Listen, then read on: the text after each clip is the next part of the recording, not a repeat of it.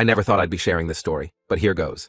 I'm Elliot, 26M, and 3 years ago, my life turned upside down because of a false accusation from my older sister, Gemma, 29F. I grew up in a small town in Ohio with my parents, John, 55M, and Lisa, 53F, and my sister, Gemma. We lived in a modest 2-story house that my parents had bought when they first got married. It wasn't fancy, but it was home. My dad worked as a high school math teacher, and my mom was a nurse at the local hospital. They weren't wealthy, but they always made sure we had what we needed. Growing up, Gemma and I were pretty close. We'd spend hours playing in our backyard, climbing the old oak tree, and making up elaborate games. She was always the leader, coming up with the rules and storylines, while I was happy to follow along. As we got older, though, things started to change. Gemma was always the overachiever. She was top of her class, captain of the debate team, and seemed to excel at everything she tried. I, on the other hand, was more laid back. I did okay in school, but I was never as driven as Gemma. This difference started to create a rift between us as we entered our teenage years. By the time Gemma went off to college, we had grown apart. She went to a prestigious university on a scholarship, while I stayed local and attended community college. I wasn't sure what I wanted to do with my life, so I took a variety of classes, trying to figure things out. After college, Gemma moved to the city and got a job at a big marketing firm. She'd come home for holidays and occasional weekends, always full of stories about her exciting life and successful career. I couldn't help but feel a bit inadequate in comparison. I was still living at home, working part-time at the local grocery store and trying to figure out my next move. Despite our differences, I always thought Gemma and I were okay. We weren't as close as we used to be, but I figured that was just part of growing up. I had no idea how quickly things could fall apart. 3 years ago, Gemma got engaged to her boyfriend, Tom, 31M. They'd been dating for 2 years and everyone was thrilled. Tom was a lawyer from a well-off family, and my parents adored him. He had proposed with a beautiful diamond ring that had been in his family for generations. Gemma was over the moon and couldn't stop showing it off to everyone. The engagement party was a big affair. My parents invited what felt like the whole town to our house to celebrate. I remember feeling a bit out of place among all the successful people Gemma and Tom had invited from the city. I stuck close to my old high school friends who were still in town, feeling more comfortable with them than with Gemma's sophisticated crowd. About a month after the engagement, all hell broke loose. It was a Tuesday afternoon, and I had the day off from work. I was in my room, playing video games and enjoying the quiet house. Gemma was visiting for the week, taking some time off work to start planning the wedding with our mom. I heard Gemma come home from a shopping trip with Mom. They were chatting and laughing, downstairs. I didn't think much of it and went back to my game. About an hour later, I heard Gemma screaming. I rushed downstairs to see what was happening, and that's when she accused me of stealing her engagement ring. She said she had taken it off while washing dishes and left it on the kitchen counter. When she went back to get it, it was gone. I was shocked and immediately denied taking it. But Gemma wouldn't listen. She kept yelling that I was the only other person in the house, so it had to be me. She brought up how I was always jealous of her success and how I probably wanted to sell the ring to finally move out and do something with my life.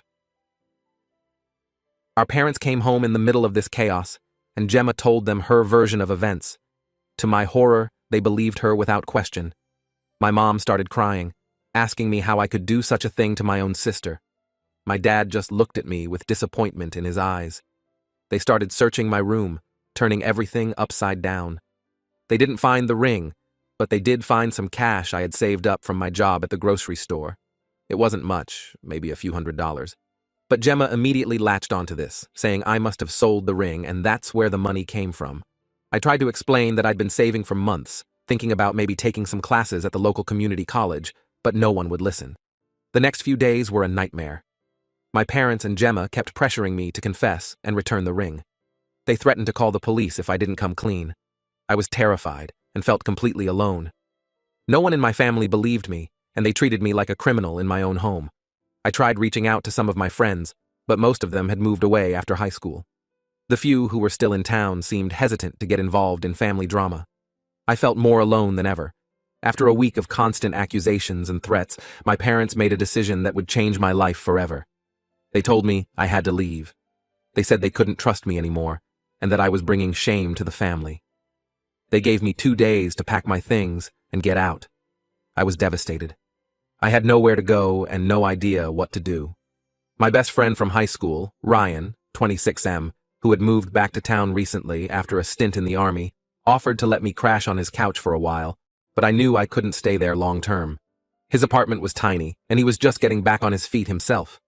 I packed what I could into a backpack and an old duffel bag: clothes, some books, my laptop, and a few mementos from happier times. As I was leaving, I saw Gemma watching me from her old bedroom window. For a moment I thought I saw a flicker of doubt in her eyes, but then she turned away. Walking out of that house, the only home I'd ever known, was the hardest thing I'd ever done. I felt betrayed and abandoned by the people who were supposed to love me unconditionally. The worst part was I hadn't even done anything wrong. For the next few months, I bounced between Ryan's couch and cheap motels, when I could afford them. I picked up whatever odd jobs I could find to make ends meet. I worked as a dishwasher, a dog walker, even spent a few weeks on a construction site. It was a struggle, but I was determined to prove my innocence and make it on my own. Eventually, I managed to land a steady job at a warehouse on the outskirts of town. The work was hard and the hours were long, but it was a regular paycheck.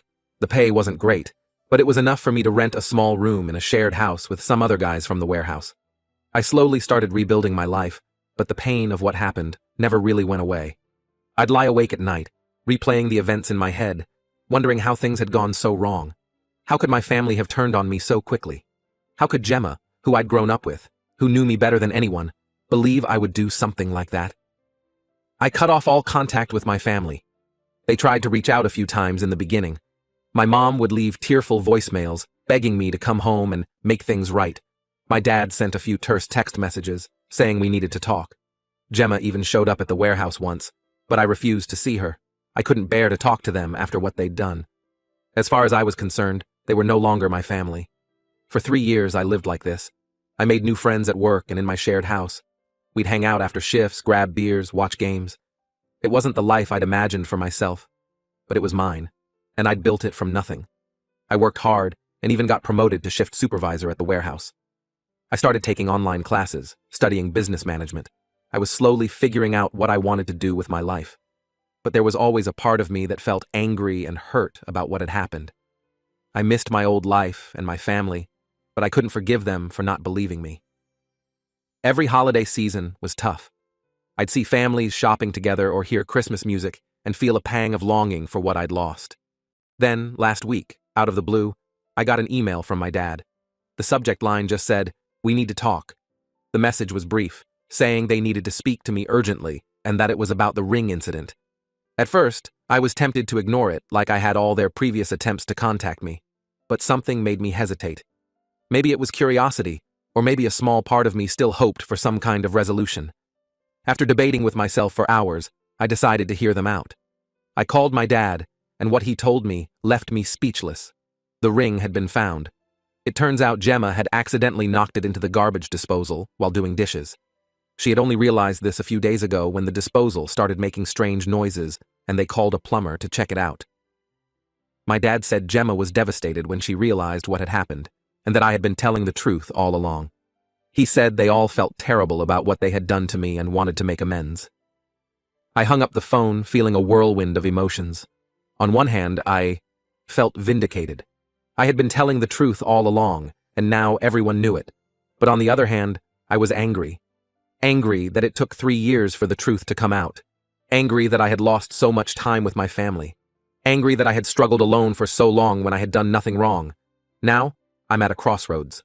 My family wants me to come home. They say they want to make things right. Gemma has been calling and texting nonstop, begging for forgiveness, but I'm not sure I can forgive them. They threw me out without a second thought, chose to believe the worst about me, and left me to fend for myself for 3 years.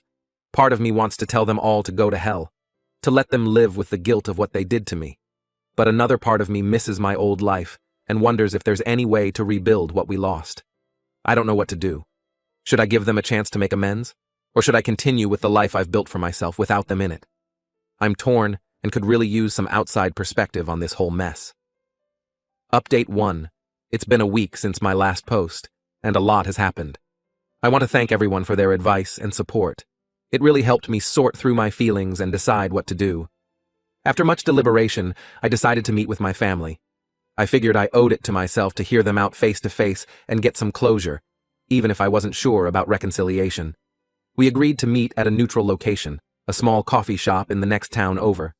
I chose it because it was far enough from our hometown that we wouldn't run into anyone we knew, but close enough that it wasn't too much of a hassle for anyone to get there. The day of the meeting, I was a bundle of nerves. I hadn't seen my family in 3 years, and I had no idea what to expect. I got to the coffee shop early and chose a table in the corner where we could have some privacy. When they walked in, it was like a punch to the gut. Seeing them after 3 years was intense. My mom burst into tears as soon as she saw me. She looked older than I remembered, with more gray in her hair and lines around her eyes. My dad looked worn and tired, his shoulders slumped like he was carrying a heavy weight. Gemma couldn't even look me in the eye at first. She seemed smaller somehow, less confident than the sister I remembered. We sat down, and for a moment, nobody knew what to say. Then they all started talking at once, apologies tumbling out. My parents said they had failed me as parents by not believing me and kicking me out. They said they had regretted their decision every day since, but pride and shame had kept them from reaching out sooner.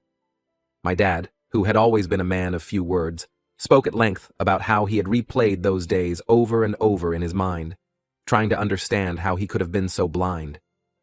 He said he had always prided himself on being fair and logical, but he had let emotion cloud his judgment when it mattered most. My mom, through her tears, told me how she had kept my room exactly as I'd left it, hoping that one day I'd come back. She said she would wake up in the middle of the night sometimes, thinking she heard me come home only to remember what had happened. Gemma broke down crying, saying she had never forgiven herself for accusing me and ruining our relationship. She talked about how she had always looked up to me when we were kids, even though I was younger. She said she had been so caught up in her own life and problems that she had lost sight of what really mattered. As they talked, memories from our childhood kept flooding back. I remembered the time Gemma had stood up for me when I was being bullied in middle school. I thought about all the times we had laughed together, shared secrets, and supported each other through tough times. It made the betrayal hurt even more, but it also reminded me of the good times we had shared. I listened to everything they had to say, but I couldn't bring myself to forgive them just yet. The pain and anger of the past 3 years were still too raw. I told them I needed time to process everything. They seemed to understand and didn't push for more.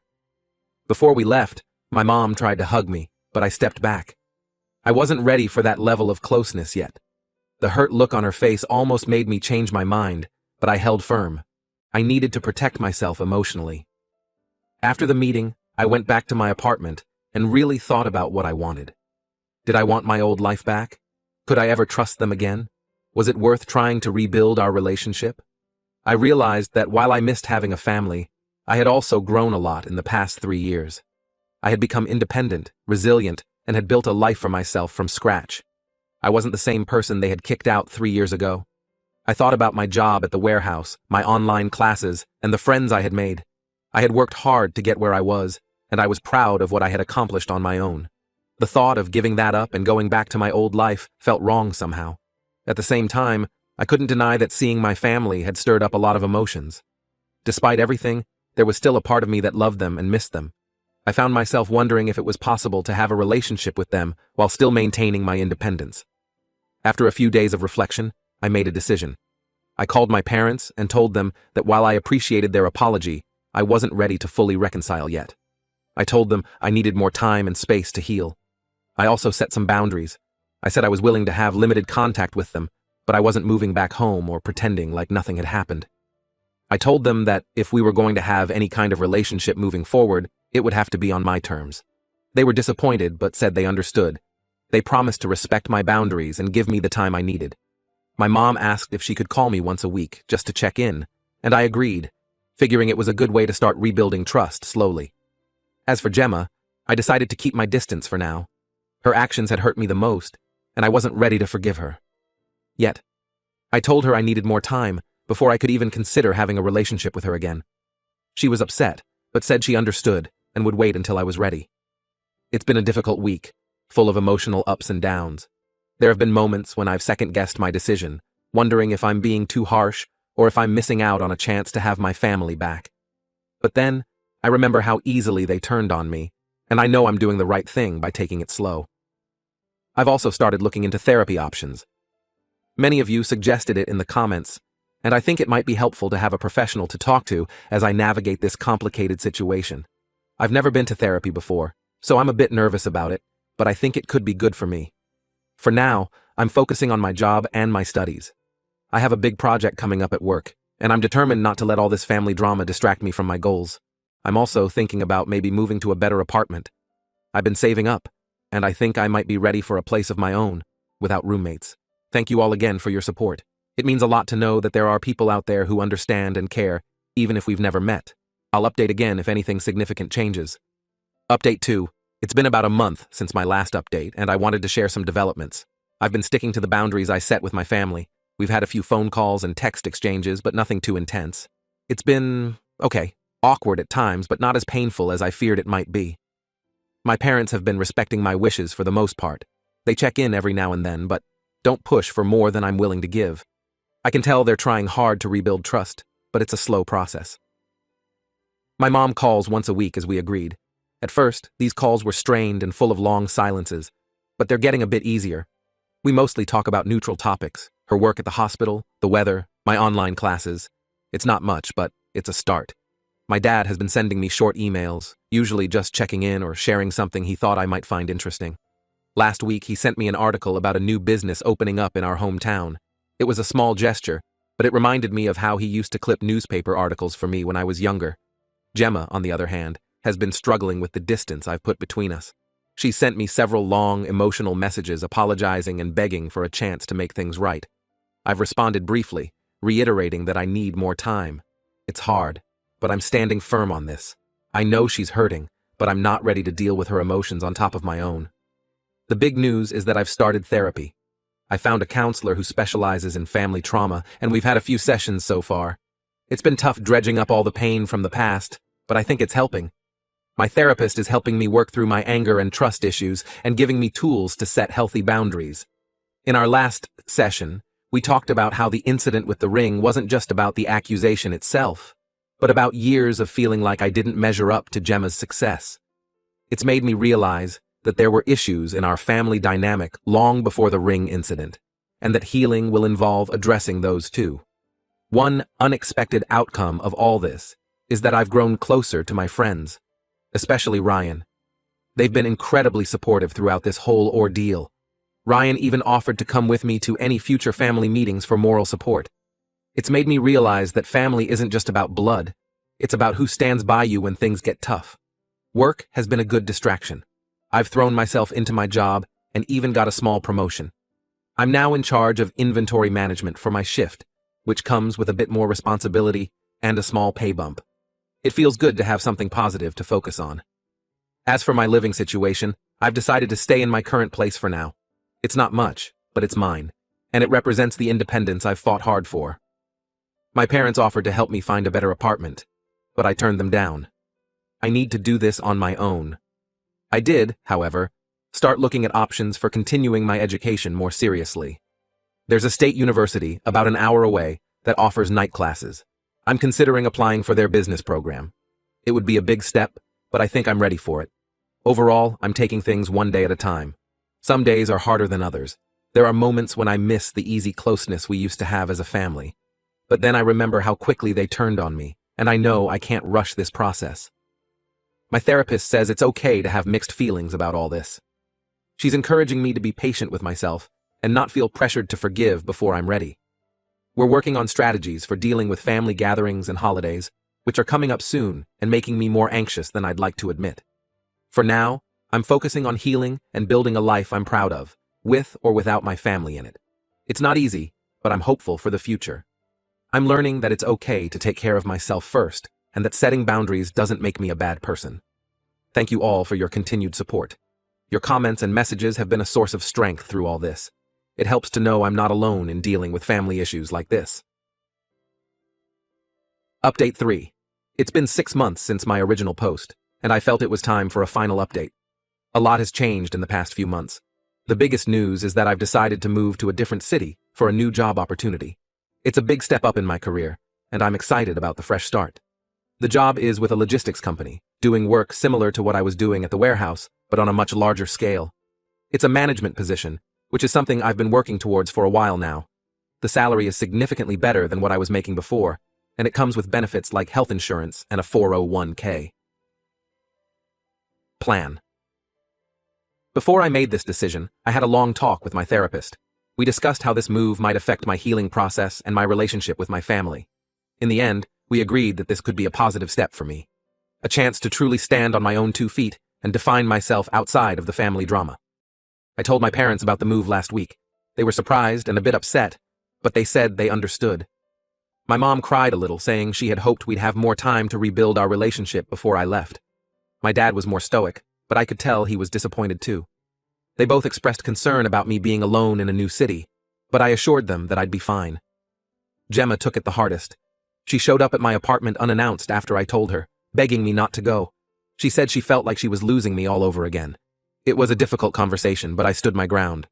I told her that this move was something I needed to do for myself, and that our relationship wasn't in a place where her opinion could factor into my decision. As for our relationship, things are better, but not great. We've had a few family dinners over the past months. They've been tense and awkward at times, but we're slowly learning how to be around each other again. Trust is still a big issue. I find myself second-guessing their motives sometimes, wondering if they really mean what they say or if they're just trying to assuage their guilt. My therapist has been invaluable through all of this. She's helped me process my feelings and set healthy boundaries. One thing she's stressed is that forgiveness doesn't mean forgetting or pretending the hurt never happened. It's about letting go of the anger for my own peace of mind. I've taken that to heart. While I don't think I'll ever forget what happened, I'm working on forgiving my family, not for their sake, but for mine. Carrying around all that anger and resentment was exhausting, and I'm ready to let it go. As I prepare for this move, I've been reflecting on everything that's happened. 3 years ago, I felt like my life was over. I had lost everything and everyone I cared about. But now, I can see how much I've grown from that experience. I'm stronger, more independent, and I know my own worth in a way I never did before. I'm not sure what the future holds for me and my family.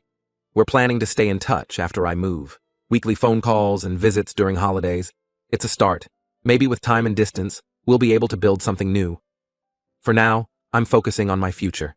I'm excited about my new job, the new city, and all the possibilities ahead of me.